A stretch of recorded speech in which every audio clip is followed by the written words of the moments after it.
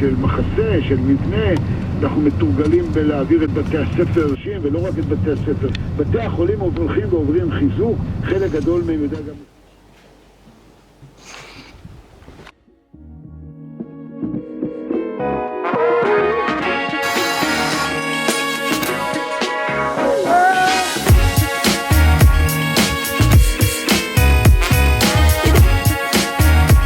הסבא, מתי הייתה בר מצווה שלי? בר מצווה שלך.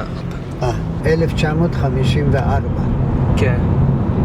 זה היה בר מצווה שלי.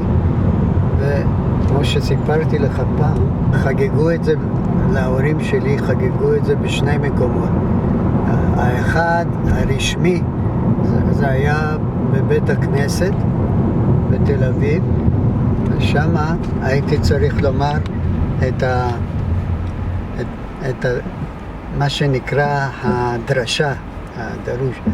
אמרתי את זה נוכח כל הנוכחים, היו שם אורחים הרבה, לשתי הקומות של הבית כנסת. אותו קטע שהייתי צריך לקרוא מהתורה, התאמנתי על זה יחד עם הרב של הבית כנסת, והחגיגה לחברים שלי הייתה בחצר הבית ביפו, ויש צילום שמראה לנו בדיוק מי היו החברים שלי בשנת 1954, ביניהם כאלה שאנחנו נפגשים עד היום.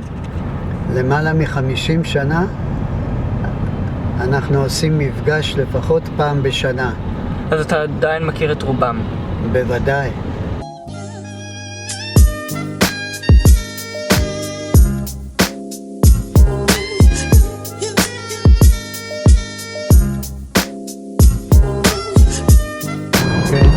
אז מה התחנה עכשיו הבאה שלנו? בת ים, נתחיל עם בת ים.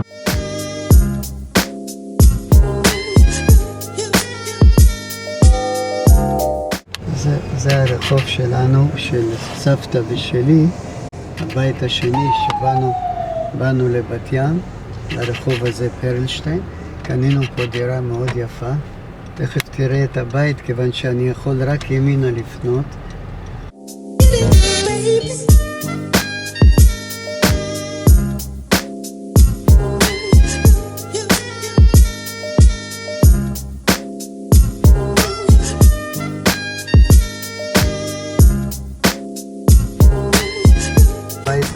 פינתי הזה, ממול איפה שהדודי שמש בצד ימין. כן. זה הבית שלנו. הנה, בקומה השלישית, זה המרפסת שלנו. In that house were living 4 people. My grandpa, Pinchas, my grandma Rachel, and their 2 daughters, Galit and Efrat. Galit is my mother and the oldest of both children. תקל עם האוטו בפתח. איפה שאתה זוכר את זה אחרי 20 שנה.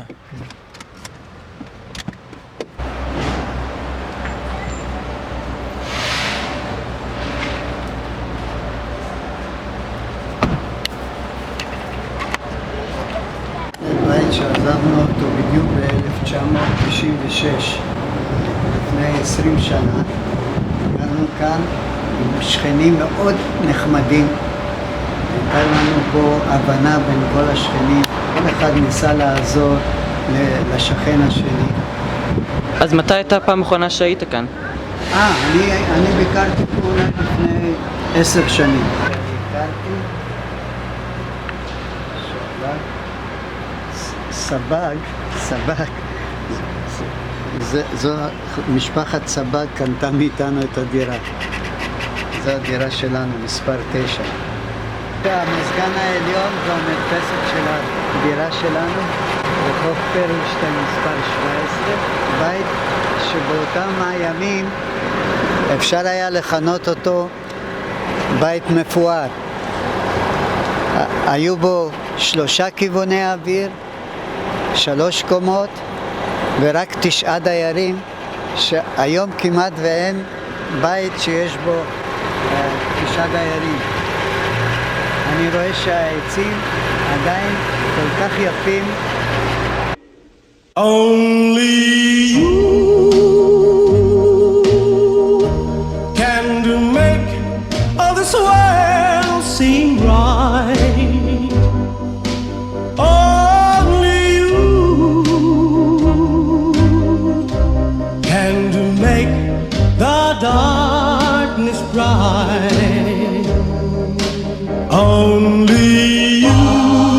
and you alone can thrill me like you do, and to fill my heart with love for only you. בבת ים קוראים לו בלפור. בלפור, אנחנו מתקרבים לצומת של בלפור ושדרות העצמאות בבת ים. זה מקום מאוד ראשי בבת ים, בעיקר בגלל החנויות שבו והבנקים.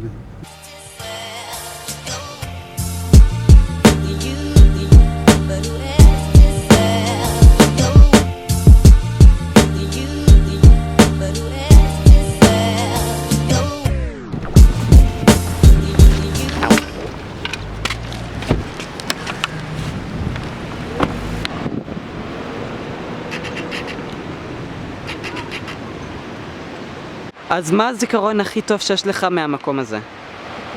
אנחנו נמצאים בטיילת של בת ים, חוף הים שהוא מאוד יפה, הוא ארוך מאוד, ובשנים האחרונות בנו כאן בתי מלון ומנסים להפוך את בת ים לעיר של תיירות. אנחנו גרנו בבת ים משנת 1969, אז בדיוק כבר היינו נשואים עם ילדים. היינו מגיעים לחוף הים כאן בבת ים, יחד עם הילדים, פורסים סמיכות ואוהל קטן, והיינו עושים כאן פיקניק. כל יום שבת היינו מגיעים לפה. בת ים הייתה בשבילנו עיר מגורים, אבל גם עיר לבילויים. אם הייתה לך את האפשרות לחזור לגור פה, היית חוזר? לא, כיוון שהתרגלתי לעיר אחרת.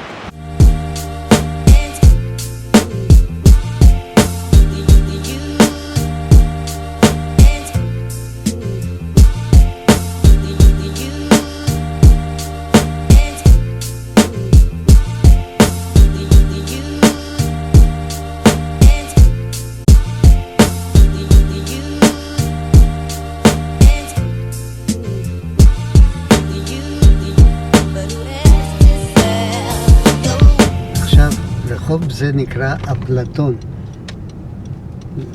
רחוב אפלטון הוא מוביל אותנו לדירה הראשונה של סבתא רחל ושלי.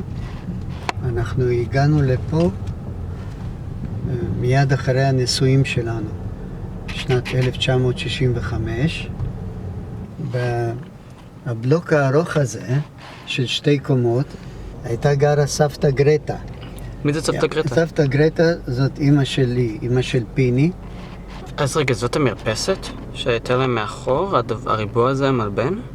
כן. וואו. חגגנו לפני יומיים את יום הנישואים ה-52 שלנו. התאריך המדויק הוא 23 באוגוסט 1964. התחתנו. אנחנו מתכוונים כעת לנסוע ולראות את הדירה הראשונה שרכשנו מיד אחרי הנישואים שלנו. משפחת בנימיני גרו בקומה הרביעית של הבניין הזה, שהוא נמצא כרגע מצד שמאל שלנו בנסיעה. בית שממש נהנינו לגור בו בשנה הראשונה לנישואינו. כאן גם נולדה גלית בבניין הזה. זה הבית הראשון, הדירה הראשונה, והתחלת החיים שלנו כזוג נשוי.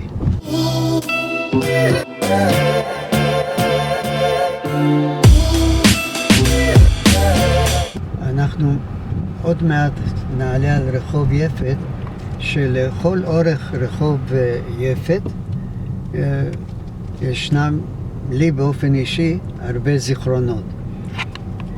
רחוב יפת זה הסמטה הראשונה שההורים שלי לקחו דירה, ואני אומר לקחו כיוון שבאותו יום כל מי שהגיע במשאית מבית העולים פרדס חנה הביאו אותו עם משאית להתחלה של רחוב יפת, והנציג של הסוכנות אמר לנו, תתחילו ללכת לאורך רחוב יפת, זה הרחוב יפת.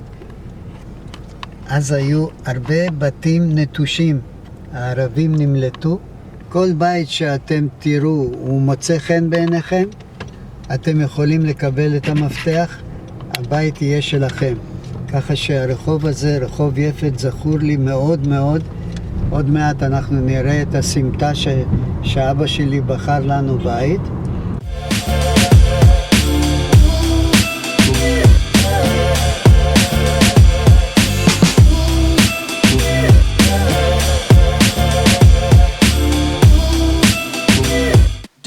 Filming of the next scene and several others throughout the movie, we encountered a small problem in which the camera reached its final memory capability and we can no longer film any more videos. We have a very small space for pictures, but not enough space to film any long videos. So we decided to find a solution, and I wrote down with my grandpa all the stories in bullet points he is going to tell you guys, or was going to tell you guys, and I'm instead going to do it for him right now. Right now. So we entered the street called Toot. On the right side we saw a pink building, and that is the building my grandpa's father chose for them to live in. As of right now, there were people living in that building. We actually saw someone drying out clothes, I think mattresses. Also, when you go up in the street, there lived my grandpa's friend called Chaim, and we actually saw people occupying his house. So yes, both houses, and I'm pretty sure the entire neighborhood is occupied by people to this day. זה בית ספר היסודי שקראו לו על שם דוב עוז. כאן אני הגעתי בגיל 7, מיד עם עלותי ארצה, הגעתי לשכונה הזאת. Yes, and then the last piece of memory we had has ran out. This is a school in which my grandpa used to go to.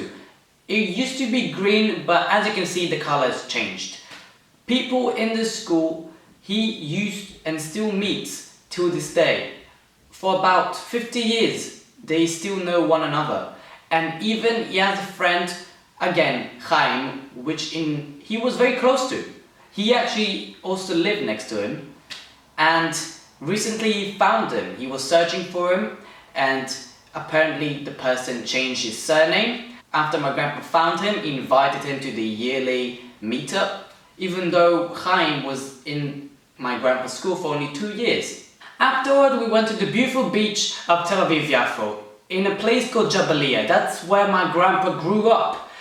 This is a picture of where my grandpa and his family arrived in a truck after they left the immigration or immigrants' house, and they came to this location known today as the military court. From there, his dad just found the house, and that's the pink house in Street Toot. However, Jabali is a large place and it has a beach. In that beach, my grandpa has so many memories. Especially, he keeps telling us this one memory in which he went with his friends to the beach and they peer pressure him to go on this rock. Now, my grandpa has a sick ear, and when he dives into the water, the ear gets sick and it's all moldy. It's not good for him. But my grandpa was peer pressured into doing it, and after holding for a couple of minutes, the wave just kept coming and hitting him so hard that he gave up and dived into the water. Then the waves just threw him off like a rock, bashed him on other rocks nearby. After a couple of minutes, he ended up in the shore. When he was checking his body, he found out that he's fine, but he found out that his left leg is wounded. So he went to one shop owner, and the person made something my grandpa still remembers to this day. He took vodka and poured it all over the wound, which some of us know. Vodka, which has a large percentage of alcohol, combined with a wound, it's not going to be a pleasant event. Unfortunately, till this day, my grandpa does have a scar from this incident, but he does remember it as a somehow funny event. Making our way downtown, we reached the area, the two hangars, where my grandpa had his very first job. A patrol officer for the Tel Aviv goods dock transfer. After a bit, when the manager realized he's not really good at running after ships and scavenging for any illegal or unpaid products like cigarettes that people and ship owners were trying to leak into Israel without paying any taxes, my grandpa was paid by his job to go and finish school. Afterwards, he became an employee in an office that registers taxes. In the same place, but just a higher payment, higher job, and truly he liked it more.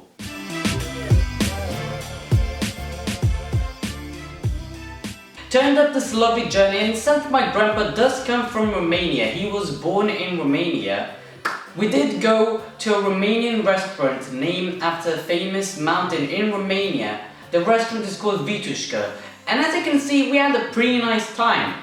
Not gonna lie, the food was pretty good, and unfortunately I did ruin my trousers, but they were kind of cheap, so I'm not that worried about them. Anyways, honestly, who remembers what we lost? Because the best feeling is knowing that I made this movie and I documented my grandpa's life, or at least a percentage of it, for people to watch.